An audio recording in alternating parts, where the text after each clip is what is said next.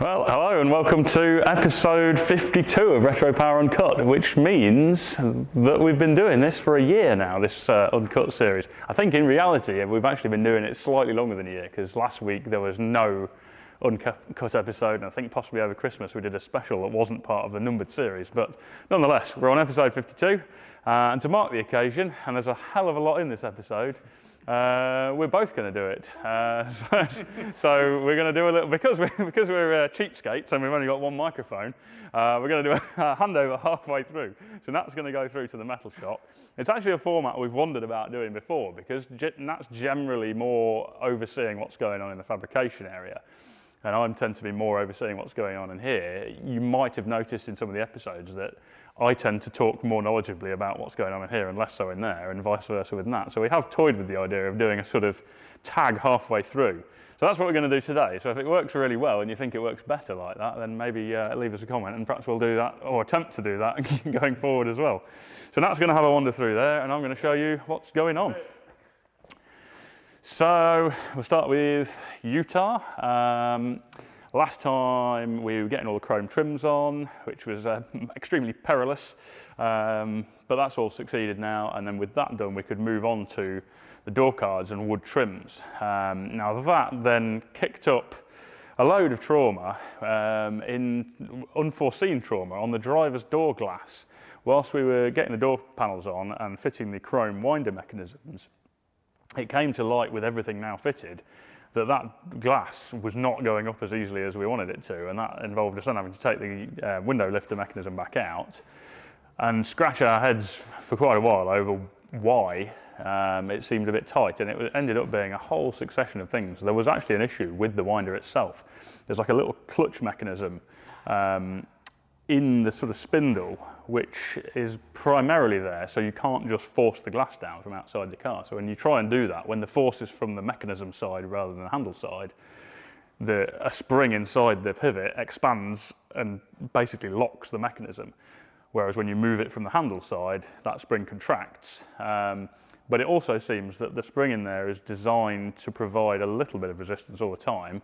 And then there's also another spring which provides more assistance up than down on the glass, which works quite well, but it is inherently a little limited in that when you get quite near being up, that spring's unwound quite a lot. So the assistance drops as the window goes up, which is not a fault, that's how they are on these cars, but it was, whilst we were paying a lot of attention to it, we did notice that the assistance drops near the top, so when you get near shut, it's a bit heavier. And some of the other issues were around the fact that our glass is slightly thicker, it's 6mm, not 5mm thick, and we'd spec'd some channel seals that were a good fit on the 6mm, but they are just a tiny bit tight, and there's a few sections on the channels, the actual chrome channels, where there was some defects inside the channel which were just making it a touch tighter. So with a combination of rebuilding completely the spindle mechanism, fettling the channels where there was a few defects inside where the rubber went, and slightly linishing some excess rubber off the channel seals, we're happy now that all the glass has got a nice feel to it when you move it up and down. So that's that. With that done, we've managed to get all the door cards on. We've got the door armrests on, which all looks great. Steering wheel's gone in now. I think we've probably mentioned all the processes involved with the steering wheel before, but this is the first time we've ever done a steering wheel made completely from scratch. So if you watch some of the Utah episodes or a previous Uncut, we go into more detail on that. The seats are also now in. Main reason, they'll probably have to come out again, but we wanted to get them in to do the wiring. They're electric seats, lots of electrical adjustment on them, and we wanted to get the wiring to those seats done so we could finalise the carpets, because the carpets are ready to go in. I don't want to put them in yet because I don't want to get them dirty when we're not ready to drive it. But there's got to be some wiring come through a hole in the carpet. We wanted to finalise the position of that. So that's why the seats are in. But the owner of this was over, must have been about 2 weeks ago now, just I think after the last Uncut episode. And it's the first time he's seen it, I think, since it was just a painted shell. And yeah, he was just absolutely over the moon. I kept sort of saying to him, I update customers all the time with videos and photos when there's progress going on. I kept saying to him about the dash and the interior that the photos don't really do it justice, although they look quite good in the photos, and you always think, oh, he's going to be thinking, oh, he's just saying that because it's not that good, but he came over and looked at it and was like, oh my god, I see what you mean, it's just 10 times better in the flesh. So yeah, excited. Next steps, we're just doing the wood trim fitment. Again, that's being a little bit traumatic to get, despite having trial fitted it all. Now it's got all the hydro dip finish on it, and the door cards are in there as well. Getting the exact fitment and alignment of those. We're doing a little bit of routering here and there just to get the fit perfect. But that's where we're at with that. Looking forward to seeing all the wood trims in, because that's what really brings the interior together. So that's where we're at with that one. Over here, big changes, the 2-post ramps are in. So after all the trauma weeks ago of digging holes and failing to put in-ground ramps in and all the construction work, it's just nice to now have this wonderful space, plenty of room to work around the cars, 2 new lifts which have just gone in a few days ago. Really nice, they're made by a company called Rotary, decent lifts as well, they're a lot faster than the ones we've had previously. So really happy with those. Car-wise, the Chevette, loads going on with the Chevette. We're sort of at that point where all of the forward planning that we did during the metalwork phase is just paying off, because at this point, although there's bound to be the odd complication, a lot of it is just putting stuff together. So the door builds we've pretty much done. We've got the latches in, the strikers on, the handles have been painted and fitted, the lock surrounds are painted, we've fitted all the locking mechanisms. The boot latch mechanisms are in, boot pins are in. We've actually done both because it's not actually a motorsport build, it's a road car. I thought it best to have a locking facility on the boot. So although it's got push button pins on it, we've done a latch on there as well for the key, so it can be secure. If you were then not bothered about security and wanted to just use the pins, you can take the striker off the boot latch and then it's just on the pins. Then lots of plumbing's been going on, so we've done the through the car fuel lines. They're stainless braided Teflon lines. We tend to use that for the in-car parts. I mean, in a motorsports scenario, it's pretty much mandatory for the rules that it has an overbraiding that's tough enough to withstand impacts. So that would be a mandatory requirement for motorsport. Now, it's just a sensible thing anyway. So although this isn't a competition car, we've gone with stainless overbraided Teflon lined hose throughout the inside. And then we've got a different spec hose in the engine bay and in the fuel cell compartment. It's actually a company local to us called Racing Lines. It's their super light range, which is their equivalent to a Goodridge range, which I forget the model of. But essentially it's a really lightweight Kevlar braided, really flexible hose system with crimped on threaded fittings on the end. So in all the places where sort of occupant safety is less of a concern, that's what we've used there. So we've got the Bosch 044 fuel pump and the fuel filter mounted in the boot. All the fuel plumbing's ready to go to the tank. We've just got to get the tank fabricated and that will complete the fuel system. At the front, from the bulkhead to the fuel pressure regulator and from the regulator to the rail, all of that's done in the Racing Line Superlight. We'd already done the bracketry for the regulator, so that was just a case of bolting that in. We've also done the oil plumbing, so the dry sump tank, we've painted the dry sump tank gloss black. You probably tell the gist of this car, and the reason it's called Project Vader is because we're just pretty much blacking everything out. The wheels will be black as well.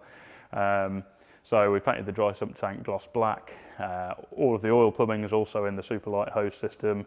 I've got the oil cooler mounted in there. All the oil lines are done. Scott's just been working on the radiator with a view to completing the coolant plumbing. So we used essentially a Group 4 Escort radiator, which we used when we were mocking up the metalwork. But we've edited the shape of the top hose connection on it, so it just leads perfectly to then a 90-degree elbow into the thermostat housing on the engine. Because that ended up quite a long pipe, we've done a little sort of gusset plate across it to support it so it doesn't fatigue and snap off. We've done some welded bosses on the bottom of the radiator which hold the oil pipe which goes from the dry sump tank to the remote filter housing before the oil then enters the engine. And there was something else we did on the radiator. Oh, the fan mounts. The standard ones all came with fan mounts on the front and we wanted them on the back, so we've cut the fan mounts off the front, put them on the back. That's now ready to be painted gloss black as well. the heater arrangement's all in, so this is running the factory heater. So all the plastics have been cleaned up, tested the fan motor, redone where there used to be some foam seals around the flapper valves that switch between demist and face vent. They've all been resealed. All that lot's in. We've been doing the screen wash plumbing, so we've got a stainless steel screen wash tank that we made in a previous episode. That's now been painted gloss black and fitted, and we've been running the screen wash hoses. Actually, at the moment, they're clipped in the standard position along the front of the heater box plastics. I'm not mad keen on how that looks, so I think we're going to reroute them to be actually inside, so under the scuttle, so you don't see that in the engine compartment. And then there's a bulkhead through the slam panel there, scuttle panel, so should I say, which will then go to a spray bar on the wipers. So again, from the metalwork stage, we planned out the plumbing there so that we would have spray bars actually on the wiper blades that have a number of jets pointing at the screen, and literally as your wiper goes up, it sprays all the way up. Just a much nicer arrangement in terms of the getting screen wash all over the screen. What else is there? There's so much I feel I'm going to have forgotten some things. I think that's everything in the engine compartment. The hydraulic handbrake, it's carbon handbrake from Camillus Bradley. We bolted that in. We did do a repaint on the actual base part of that because the original paint finish was not the best. So we painted that in a tougher gloss black paint, same as everything else. Extinguisher system is in. It's got a lifeline plumbed in extinguisher. Again, we put the holes in the bulkhead and brackets on the cage tube here for the nozzles for that, and we'd already put the holes in the tunnel to mount the tank, so it was really just a case of fitting the nozzles, mounting the tank and cutting all the lines to size and fitting that. The floor plates, they're in. If you remember when we were at the metalwork phase on this, we did these cool kind of mock-up plates. So we designed the shape of the foot plates in CAD. We then worked out all the bolt positions, and then they were on the CAD drawing, and then we basically do a big slot around those positions, bolt the bosses that support the plate to the plate, put the plate in, and then the slots allow us to weld the plate with all the bosses bolted on. Then that plate, which is essentially a jig, is discarded, but the drawing is then used to make the final foot plates, because we know then from the CAD drawing it'll just bolt straight to the bosses. So Scott plasma cut the final aluminium floor plates. They've been painted. The driver's side ones had the tilt and floor mount pedal box bolted to it. Again, we've made provision for that and put structure into the shell to support that. So that's all done. The kick panel plates Scott was making, I think, in the last episode, as well as the mounts for the headlight ballasts. All of that lot was sort of finished, sanded, finished with like a brushed finish, and then sent for anodizing, and that lot came back today. And also, before we sent that anodizing, the billet part that we'd had machined for the center console effectively, so it's a surround around the gear shifter, and then in front of that is an integrated brake and clutch fluid reservoir, which is all one billet piece. That came back from machining, and so the whole lot of that went off for anodizing. That came back today. Scott, I think, is literally just finishing it. He's got it in his hand at the minute, there it is. So he's just in the process of installing that billet tank piece. And also now we've got the headlight ballast panels and the headlight mounts back from anodizing. They'll go in. We've also got the mounts for the ECUs that we made for the kick panel area, so they're ready to go in now. We've made the seat mounts as well. So we originally mocked up with some off-the-shelf seat brackets, just one set that we had lying around. We mocked them up with a motor drive seat. Now, space is really tight on these Chevettes, so we had their extra narrow width seat. And actually, once we'd done all the mountings and we had Darren from Motor Drive over here, he said, I reckon there's enough space to get the next width up in there just. So he lent us a dummy seat effectively to get in there, and he was right, it does just fit. So with that in mind, we ordered that width of seat, which arrived a few weeks back. So the one thing we had left to do was basically make the mounts for those seats. So Scott fabricated the side mounts, they've been painted. Seats are essentially ready to go in now. The only reason they're not is because we need to run the brake line down the far side of the tunnel, which is going to be impossible to get to with the seat in. And I think, take a deep breath, that's a lot of talking. I think that's everything on this car that's happened at the moment. And Jamie looks like he's about to pass out from holding the camera. Yeah, oh yes, he's telling me there's more, there's Dynamite. So That's another thing Scott's been on with. Although this is basically a competition spec car, as I've said, it's a road car in reality, and although it's never going to be a super refined car, we're just trying to get some of that horrible resonance you get in motorsport builds down. So anywhere that's going to be covered on the shell and not visible, we've put Dynamat on. So underneath the floor plates, as well as on the back of the floor plates, Scott? Yeah. And on the back side of the floor plates, Dynamated inside the quarters, inside the roof, because it is going to have a headlining. Essentially anywhere, and inside the doors as well, essentially anywhere that's going to be covered with a trim panel or headlining that's not going to be visible in the finished car, we've got some Dynamat in there just to try and kill a little bit of the vibration and resonance in the shell. The tyres arrived yesterday, so we can now, these are actually a borrowed set of wheels from the guy who owns the other Chevette we built, so we can now get the tyres fitted to our black painted wheels, and so hopefully the next time you see this, they'll be on it. So yeah, I think that's that on that one. Let's have a wander through. I think there's a few cars here which we'll be back on with pretty shortly. The Stratos, the Mustang, we've had a bit of a pause for the last week on it. And also the two Golfs are going to be imminently back on with. So in the next couple of episodes, we'll see some updates on those. Let's have a wander through and find Mr. Nat. And there are lots of mugs still available in the shop on our website, so feel free to go and order some mugs. Yeah, and here we go. So by the power of editing, and of course it's not actually a cut, otherwise it wouldn't be uncut, I'm going to magic the microphone over to Nat, and we'll do that about now. I shall wander on this way then, as if by magic, the microphone's transferred over to me. So we'll wander down here. And there's Tom working on a Land Cruiser. So that's a good place to start, I think, really. We might as well start talking about the progress on Land Cruiser. So yeah, Tom's been very busy. These upper panels here, the lower hardtop panels, if you like, there's been a lot of work on those. There's quite a few rot spots in those. So Tom's been busy repairing them. There's sections at the bottom of the B pillar, I suppose you'd call it. The B pillar section where it locates into the lower B pillar. There's like a big spigot and pin that locate that. That's all been repaired because that was damaged. There's sections that he's put in around the bottom edge where there was rot there, and also there was rot in between the lower frame that sits onto the quarter panels at the bottom of those. There was rust between those and the outer panels. None of it very bad, and some of it already repaired, not particularly brilliantly. So that's all been, those inner sections have been removed. The inner corner sections have been removed. The lower sections of the outside repaired and then all put back together and all trial fitted, as you can see now. That's all back on.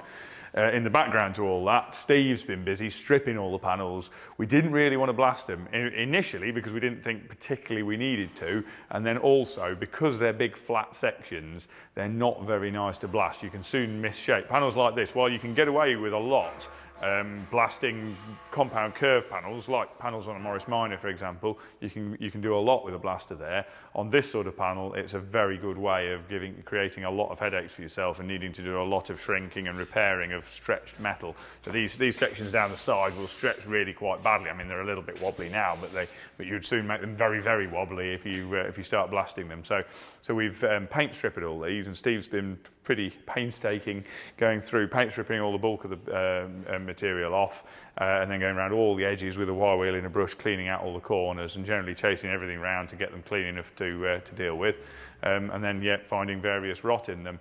So yeah, those have been done. I'm just trying to remember the other bits. The rear doors. One of the rear doors was quite bad at the bottom. That's now been repaired. We got some repair sections which arrived, which were bought from overseas. I can't remember whether they came from the States or from Portugal. I've slightly lost track there. But we've received 2 deliveries now of repair panels. The first one of those included the repair for one of the rear doors. The other one, I think we only did a very small repair on. The other one basically needed the whole lower section repairing. We've repair panels for that. Tom's grafted those in. That's done. He's also changed this lower rear cross member. That's again a bought-in repair section just because it can be bought. We might as well buy it, save making it. So that's all in now. That's done. He's literally at the moment working on the repairs. We've got repair panels There's an example right there of the repair panels for the lower rear corners. There's a couple of minor issues with those, which are, I mean, they're fine. I mean, they're not the most technical panel in the world, so obviously they're going to kind of fit, but then don't quite extend far enough to take out some of the rot that's here. And it's a little bit frilly here as well, so he's going to make an extension piece for that, graft it on, panel beat that weld up, and then he can extend that around to take out all of the rot there. Just out of camera shot, but undoubtedly with some footage, just going into camera shot now, in fact, is the bonnet. We stripped, again, Steve stripped the bonnet, found quite a lot of grot in the bonnet along the front edge. The whole front edge has had a series of very small, not particularly great. I mean, they've achieved the purpose of filling the holes in, but there's a number of little repairs along there where there's rot between the inner and outer layers. So we can make a new front edge. We're just investigating a source of an alternative bonnet at the minute. If that doesn't come off, then we'll make a new front edge, basically the lower inch of the entire front of the outer skin of the bonnet. Then we can unpick the inner section, remake all that, which isn't too tricky to do, TIG weld it all in, panel beat it, and then put to it.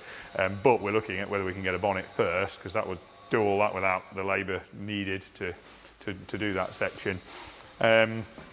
I'm trying to remember, front panel, that was the other section. The front panel, that's been stripped again, Steve stripped that. We found quite a lot of mess in the bottom part of that panel's a mess. It's been repaired a number of times in a number of different ways. Realistically, the lower part of that panel needs completely remaking. So we've not done that yet, but we will be remaking the lower part of the complete lower part of the front panel. So that's one of the next jobs to do, and at that point we are getting pretty well through the repair sections. Right side front wing. Yes, I've forgotten both of the inner. I knew I'd missed it, so I've got Jamie on prompting duty here because for reasons I'll explain shortly, I've been slightly detached from all the work going on, and it's also we're going a little way back here. The inner wings, both sides, we replaced the inner wings both sides. Well, I say inner wing. It's a one-piece wing effectively with a top section bolted to it. So it's the inner and outer wing. The inner section, the outer section's all good. The inner sections, because they're left-hand drive, the cutout for the steering box is on the opposite side of the car. So we've needed to modify the inner sections, the inner splash guards, if you like, so that we've got clearance for the steering box on the correct side, the driver's right-hand side, offside as we would call it, in this car, and then close off the section which was cut out for the steering box on the left-hand side, on the left-hand drive vehicle that these wings were made for. So Tom's done that. He's made a section to a copy of the original piece to graft in, and he's TIG welded that in on the left-hand side, and on the right-hand side he's used there's a little piece that's spot welded in that shields around the steering box. He's detached that from the other side, cleaned it all up, blasted it, and then he's grafted that in on the driver's side and spot welded that in, so it's got the splash shield around the steering box.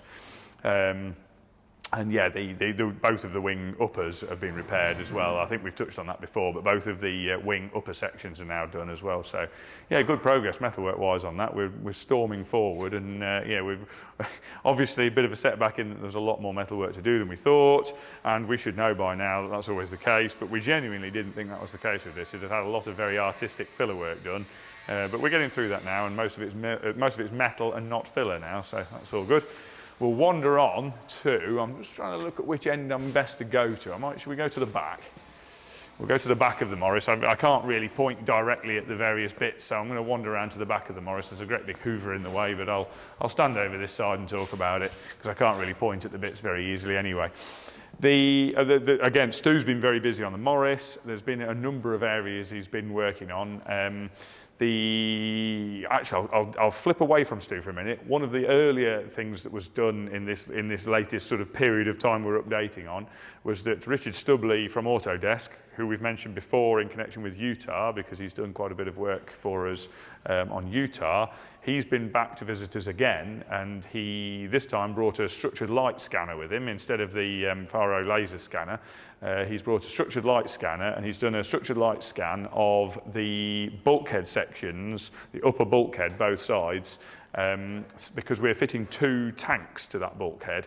And we thought about fabricating them. Originally, we were going to fabricate them. After a bit of toing and froing, we decided, no, actually, we're just going to do them from billet. It would make more sense to do them from billet.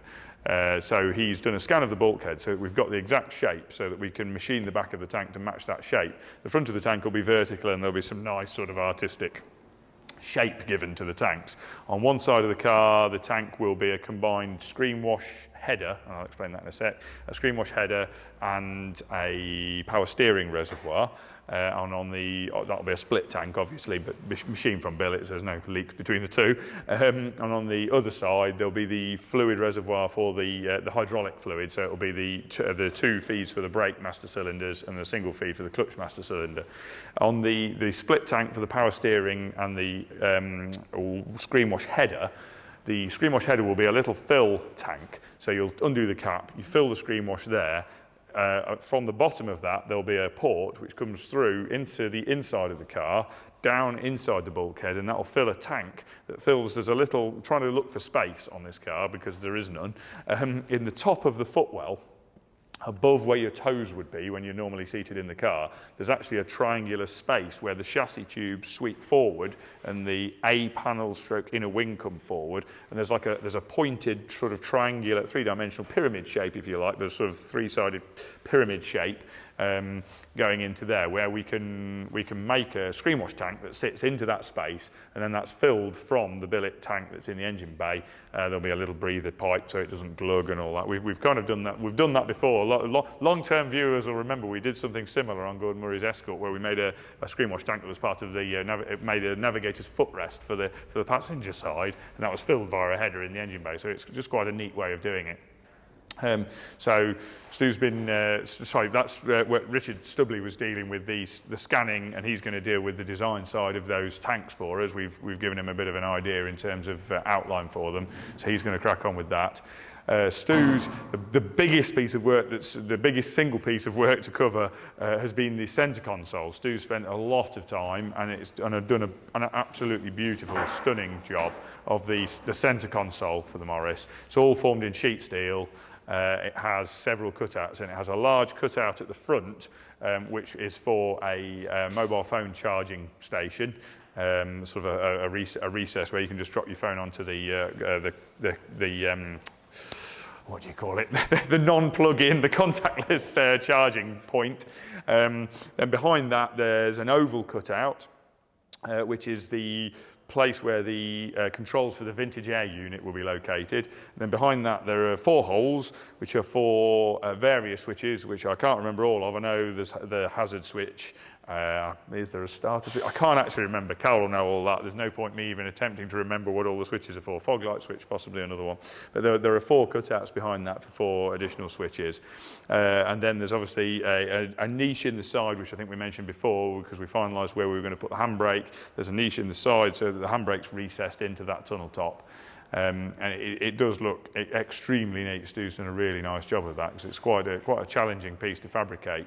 And that's all come together extremely nicely. So Stu's done that. He's also then done some work, which I've seen him doing today, on the side repeaters. The specific request that side repeaters are wanted on this car, and it's a good idea to have them anyway, but we don't want to break up the sides of the car too much. So where the original bonnet mouldings go down the sides of the bonnet, there's an aluminium. I think it might actually be cast Mazak or something. There's a non-ferrous cast trim strip that goes down both sides of the bonnet originally. We're reusing that trim strip, but Stu's machined a hole in that, made some recesses that some spot welded on sheet steel recesses that are spot welded into the bonnet, and then the side repeaters mount into those and just protrude just proud of that original trim strip on the bonnet, and and they're very, very bright, but only quite small units, so they're very neat and you don't really notice them. So that's a very neat setup. And I'm trying to refresh my memory. I'm going to wander around the front because I'm trying to refresh my memory on the other bits that we've covered all the bonnet latching. Stu's that was all covered on previous episodes. Another thing that's relevant on this, but not to what Stu was working on, is that we've also had the engine has been dynoed. Richard at Omex has finished the build on that, had it on the dyno. I think it made 207 horsepower off the top of my head on the dyno, so it's a nice 2 litre Z-Tech, relatively straightforward spec, so it's nice road drivable. We're not going for mega power, it just needs to be nice and torquey. That's been on the dyno, that's all good. So he's going to be dropping that off, I believe, next week. So that'll be another little tick in a box for things we need for the car. Other areas then flitting back to Stu and metalwork. Stu has sorted out the electric window lifts. The customer wanted electric window lifts on the car. We've been fighting a little bit with space in the doors and trying to work out a mechanism that will operate within quite a tight space that's of a reasonable quality level that looks like it'll actually last for a while and that we're confident in working. And interestingly, similarly to the door locks, the solution that Stu's come up with really was to use another mini part, but it's not an actually original mini part. There's an electric window conversion kit available for minis that's actually reasonably well made, that uses a motor with a remote cable setup so that the motor can be remote to the actuator for the glass. And obviously the mini glass is similar dimensionally to the Morris Minor glass. It's flat, the up and down travel is very similar, so we speculated that would probably be feasible. Stu's got them fitted, it is feasible, it all works, that was really good. So yeah, happy with that. And the other bit that Stu's done is the kick panel trims, the footwell trims, if you like. They're actually in aluminium.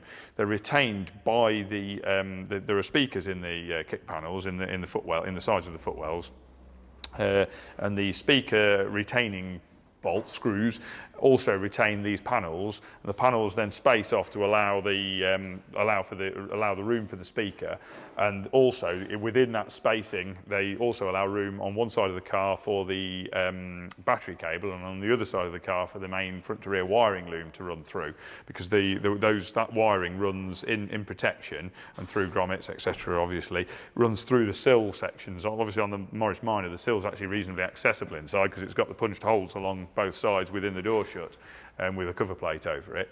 So we're running again, due to a lack of space, there's literally not really room to run it anywhere else. We're running those down inside those trim panels that Stu's made, through an access hole into the sill, through the sill, and then back out of an access hole in the rear of the car. And it's just a neat way to hide that wiring loom and the battery feed cable out of the way where they can't get damaged, and they can be protected with some nice conduit.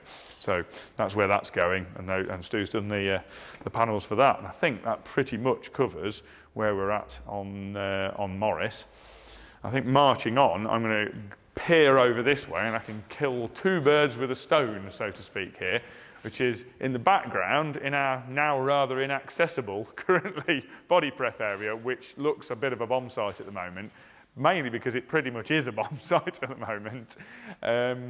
Steve's sat in there beavering away, but we've started work on the body work, on the body prep on the 1968 Camaro, which has been out of the picture for a little while. It'd been on a back burner for a little bit. There've been various comings and goings, and lots has gone on in the world, as you will have noticed. So that had been on the back burner for various reasons. It's now back we're starting the body prep on that now, so that's in there. And interestingly, it can't really come out of there until all this has changed. So Steve's cracking on with that. But yeah, all of this is our new to us. It will be second-hand, but new to us paint booth installation, which is largely what I've been working on, which is why I'm scratching my head about various other things that have been going on car-wise, because again, I've been doing building work. Basically, the changes in here are that there's a new new to us, full floor extract, June Air, paint booth, which will be installed here in this big hole, and the booth that's to my left, which we've had in for a good few years now actually. I think it's been in for about 7 years, that one. That's going to be going. Various bits of that are going to be donated. The side of that body prep area, as you're looking at it there, that will be completely clad in with a couple of doorways in it, but that'll be completely clad in. Just this side of that, there'll be a corridor along the perilous edge of that bit of concrete there. This will be having concrete poured into it next Tuesday, with self-compacting concrete pour into there. and then hopefully the week after that we should be getting a paint booth installed in it, fingers crossed. As long as everything goes to plan there, the new paint booth should be installed in there. Once we've got a paint booth that's somewhere near operational in there, then we can pull that one down, and then the access into the body prep area will be revealed by the demolition of that paint booth, because the access will be through that end wall, and that'll be curtained off into there, and then we'll have the extraction from this booth will be used on there, so that we have dust extraction on there. So that'll keep the environment quite a bit cleaner for us. I'm building going back to, well, I'm not going to walk over there, but as we walk through to the Toyota, you might have noticed sat on the jig, there's a huge box that I've been doing a bit of work on, which I've fabricated a box which will have a filter on the front, and that'll be situated in the back of the rear half of that body prep area. The extraction from that paint booth is going to be working on, we'll draw from that box, so that'll give us our dust extraction in there, or a reasonable amount of dust extraction. It should just stop all the dust migrating out of that area. So that's the plan, that's where we're at. So yeah, there's been a lot of digging going on in here, a lot more successful digging than the digging out for the ramps, because it was a lot easier because we weren't going down 9 feet. In here, this was dug out to around, sort of around 3 feet basically. It was down to around 3 feet and then backfilled with hardcore, whackered down, and that's ready for concrete now. So yeah, we're making reasonable progress. I should be glad to get back to working on cars, I have to say, for all this. But yeah, we're progressing quite well anyway. So on that note, I think I've covered everything I needed to cover. So on that note, have fun everybody, and we shall see you soon. And that's the end of a year of Retropower Uncut.